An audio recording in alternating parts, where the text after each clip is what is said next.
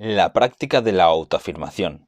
Hace unos años impartía una clase de licenciatura en psicología y quise que mis alumnos comprendiesen a qué sutil nivel puede evidenciarse el miedo a la autoafirmación. Les pregunté si alguno de los presentes creía que tenía derecho a existir. Todos levantaron la mano. Entonces pedí a un voluntario que me ayudase con una demostración. Salió un joven al estrado y le dije: quédese por favor de pie frente a la clase y diga en voz alta varias veces: tengo derecho a existir. Dígalo lentamente y vea cómo se siente al decirlo. Tengo derecho a existir. Y mientras lo hace, quiero que todos los demás piensen en lo siguiente. ¿Le creen? ¿Creen que realmente siente lo que está diciendo? El joven puso sus manos en las caderas y afirmó de forma beligerante: tengo derecho a existir.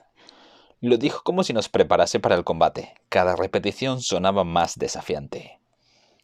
Nadie está discutiendo con usted, le señalé. Nadie le está desafiando. ¿Puede usted decirlo sin desafío o actitud defensiva? No podía. Su voz delataba siempre la anticipación de un ataque. Nadie creía en su convicción, en lo que estaba diciendo. Se levantó una joven y dijo con una implorante voz y una sonrisa que pedía el perdón: yo tengo derecho a existir. Tampoco la creyó nadie. Se levantó otro alumno. Parecía arrogante, orgulloso, afectado. Parecía un actor que representaba su papel con una asombrosa ineptitud. Un estudiante protestó del siguiente modo: esta no es una prueba justa. Ellos son tímidos, no están acostumbrados a hablar frente a la gente, y por eso parecen en tensión. Yo le pedí que saliera a la palestra y dijera simplemente esto: 2 y 2 son 4. Lo dijo con una total soltura y convicción. Luego le pedí que dijese: tengo derecho a existir. Sus palabras sonaron tensas, dudosas y poco convincentes. La clase rompió a reír. Habían comprendido, sin todo frente a la clase, no era difícil decir que 2 y 2 son 4, pero sí lo era afirmar el propio derecho a existir. El cuarto pilar de la autoestima viene muy a continuación. Y siguiendo esta serie adelante, pues vamos a seguir hablando del cuarto pilar.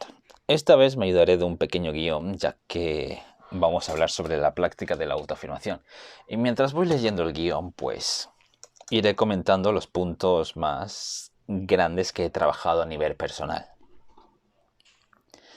Entonces, vamos a empezar, por favor. La autoafirmación significa respetar mis deseos, necesidades, valores y buscar su forma de expresión adecuada en la realidad. Lo opuesto sería quedarme en un segundo plano, donde todo lo que soy yo permanece oculto o frustrado para evitar el enfrentamiento con alguien cuyos valores son diferentes a los míos. O para complacer, aplacar o manipular a alguien, o simplemente para estar en una buena relación con alguien.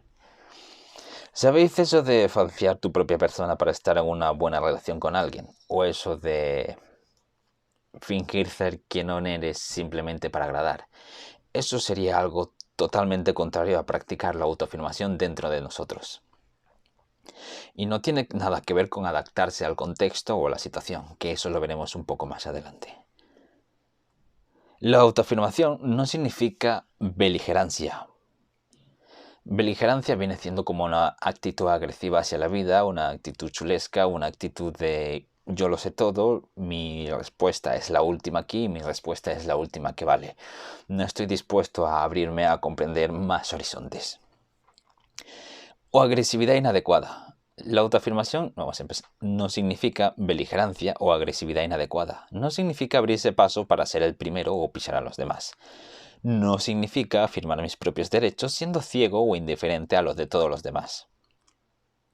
Significa simplemente la disposición a valerme por mí mismo, a ser quien soy abiertamente, a tratarme con respeto en todas las relaciones humanas. Equivale a una negativa a falsear mi persona para agradar, lo que hemos hablado al principio. Y otra vez volvemos con la famosa frase del primer vídeo. Si no habéis visto el primer vídeo de la práctica de vivir conscientemente, os dejaré un enlace por aquí arriba y también por aquí abajo para continuar con la serie. La frase importante del vídeo era: el contexto determina la idoneidad.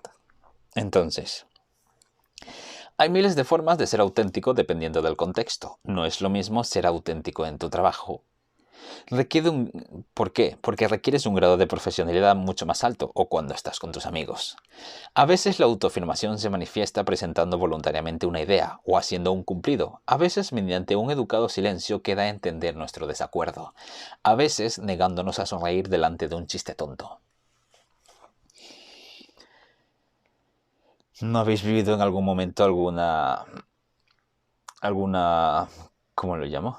En algún momento de vuestra vida, algún acto cuando alguien hace un chiste de muy mal gusto y la mayoría empieza a reír, pero vosotros no estáis de acuerdo con el chiste, ya sea porque no os representa tanto en valores o en ideas?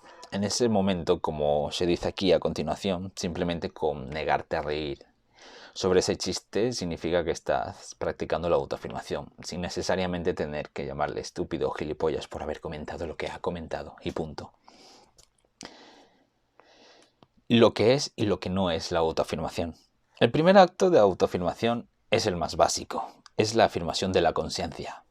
Esto supone la elección de ver, pensar, ser consciente, proyectar la luz de la conciencia al mundo exterior y al mundo interior. A nuestro ser más íntimo, el formular preguntas es un acto de autoafirmación. Formular preguntas es un acto de autoafirmación. Creo bien recordar que el encontrar los porqués de vuestras preguntas es muy importante. Por ejemplo, ¿por qué me siento agresivo cuando me habla mi madre? Puede ser una pregunta. Era mi pregunta personal en aquel momento.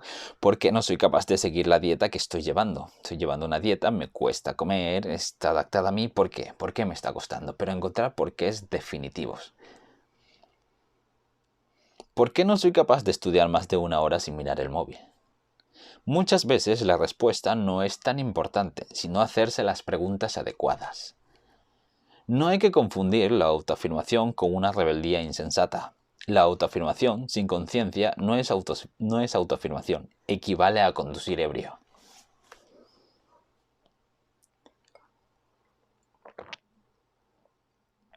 No sé si habéis conducido ebrios, yo de momento no he conducido ebrio, pero esto viene queriendo decir que la autoafirmación no simplemente significa ser un contestatario. Un contestatario viene siendo una persona que se opone a absolutamente todo y critica todos los métodos, todas las ideas y todas las formas de vida posible. Creo que os habéis encontrado en algún momento con este tipo de personas. Yo antes solía ser un contestatario un poquito más abiertamente, pues alguien me explicaba una idea, en contra de esa idea intentaba desmontar la idea en vez de, como he dicho antes, abrirte al paso e intentar entender por qué esa persona está diciendo lo que está diciendo e intentar llegar a un punto de acuerdo común, sin necesidad de saltar a la primera e intentar destruir cualquier tipo de idea nueva que se te venga a la mente.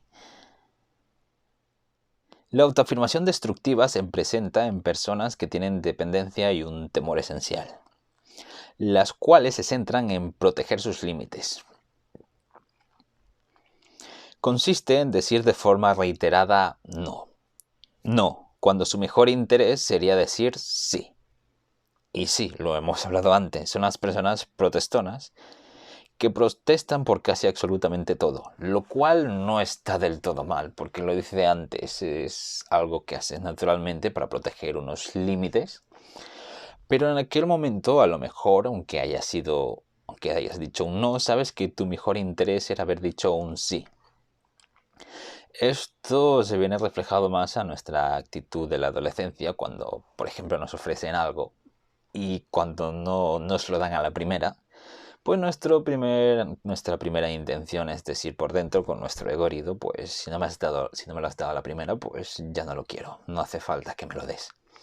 Y claro, si realmente lo querías, si realmente lo querías, aunque te lo hayas negado en ese momento, que te podía haber sentido ofendido, ya sea cualquier cosa. Espera, que se me acaba la luz, mira qué ojeras. Que, aunque no... Aunque en ese momento te hayas sentido ofendido porque te hayan dicho que no, sigue siendo un sí. Aunque te lo vayan a ofrecer una segunda vez, sabes que la respuesta hubiese sido mejor sí, porque tu interés era un sí.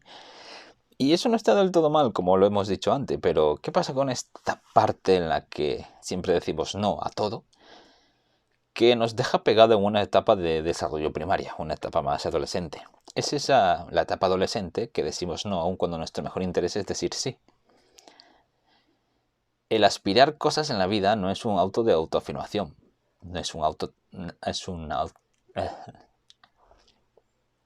El aspirar cosas en nuestra vida no es un acto de autoafirmación, pero luchar por nuestras aspiraciones sí lo es. El aspirar, por ejemplo, a tener un canal de YouTube o a formular teoría de psicología o de filosofía, como lo quieras llamar, no es un auto de autoafirmación todavía, pero el hecho de querer hacerlo grabando, aunque el fondo no es una porquería, a un nivel visual que tú te hayas creído, aunque la voz no sea la mejor ahora, aunque no estés animado en todo momento, al pelear por las ideas y por lo que te mueve sí que es un acto de autoafirmación. Tenerlas todavía no lo es, pero luchar por ellas sí es un acto de autoafirmación.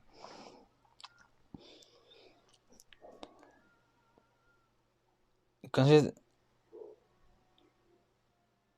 el tener valores no es autoafirmación aún. El perseguirlos y vivir de acuerdo a ellos sí que es un auto de autoafirmación. Te puedes formular valores, formas de vida que quieras seguir. Todavía no es un auto de autoafirmación. En el momento en que tienes que poner esos valores a prueba y tienes que practicarlos, ese es un auto de autoafirmación. En el momento que decides vivir de acuerdo con esos valores. Bien. Practicar la autoafirmación de manera lógica e incongruente es comprometerse con nuestro derecho a existir, que consiste en el conocimiento de que mi vida no pertenece a los demás y que no estoy en la tierra para vivir de acuerdo con las expectativas de otra persona. Un momento, que pausa ahí ya. Uki. Para muchas personas esta es una responsabilidad muy aterradora. ¿Por qué? Significa que no podemos contar con la madre o el padre o cualquier otra figura de calidad protectora. El principal contribuyente a la subversión de la autoestima no es el miedo de esta responsabilidad, sino la entrega de este miedo. ¿Qué quiere decir esta frase? Subversión vamos a decir que es como una alteración desde dentro, un propio sabotaje de tu autoestima. Y el hecho de que tengas miedo por esta responsabilidad a querer tomar un cambio y un desafío a tu vida no es la idea mala, ¿sabes? Porque todos nosotros tenemos miedo de forma natural. Todos nosotros vamos a sufrir algunas variantes y algunos antibajos y nos vamos a pasar y vamos a caer. Pero este no es el hecho que hay que tener en cuenta, sino el hecho de que podemos vivir con el miedo, podemos fluir con el miedo y podemos experimentar el miedo para luego pasar a otro tipo de estado en el cual, aunque hagamos las cosas con miedo, trabajemos para seguir en ello. Esto lo tenéis mejor explicado en la práctica de ser consciente del primer vídeo de los sentimientos y aprender a escucharlos. Y lo que os estaba diciendo, lo importante no es eso, ¿sabes? Que tengas miedo a la responsabilidad de esa, sino que te entregues al miedo, que vivas con el miedo y que no seas capaz de superarlo. A menudo hay que tener valor para respetar lo que deseamos y pelear por ello. A mucha gente le resulta mucho más fácil rendirse y sacrificarse. No necesitan la integridad y la responsabilidad que requiere un egoísmo inteligente. Esta frase hay un ejemplo muy interesante del libro que me gustaría leeros y lo voy a buscar, ya que estoy.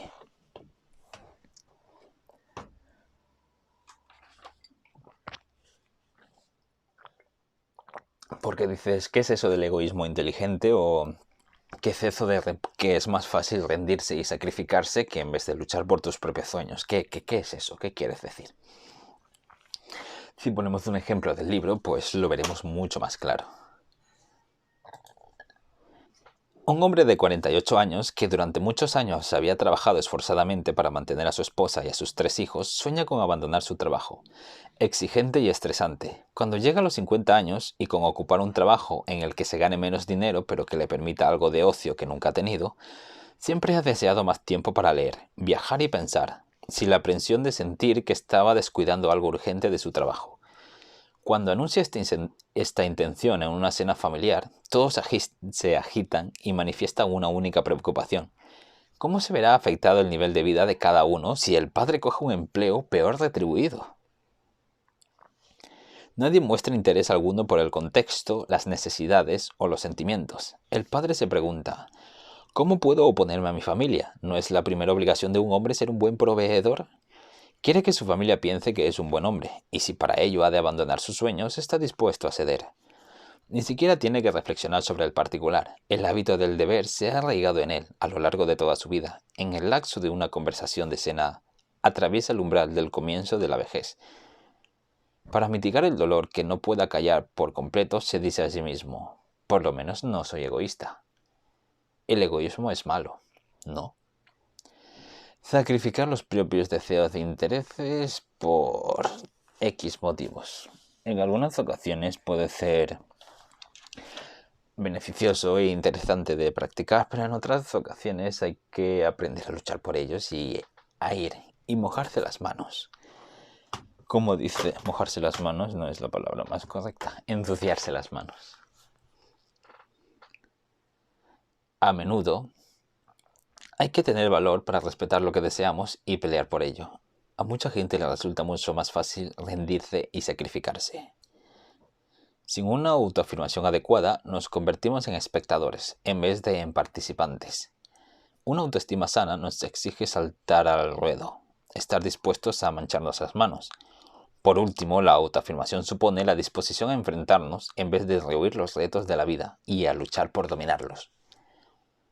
Y una frase muy interesante que me gustaría compartiros, que es: no pidáis menos problemas a la vida, sino que pidáis más herramientas para aprender a solucionar todos esos problemas. Por último, la autoafirmación supone la disposición a enfrentarnos en vez de rehuir los retos de la vida y a luchar por dominarlos. Cuando aprendemos a estar en una relación íntima, sin abandonar nuestro sentido de la identidad, cuando aprendemos a ser amables, sin sacrificarnos a nosotros mismos, cuando aprendemos a cooperar con los demás, sin traicionar nuestras normas y convicciones, estamos practicando la autoafirmación.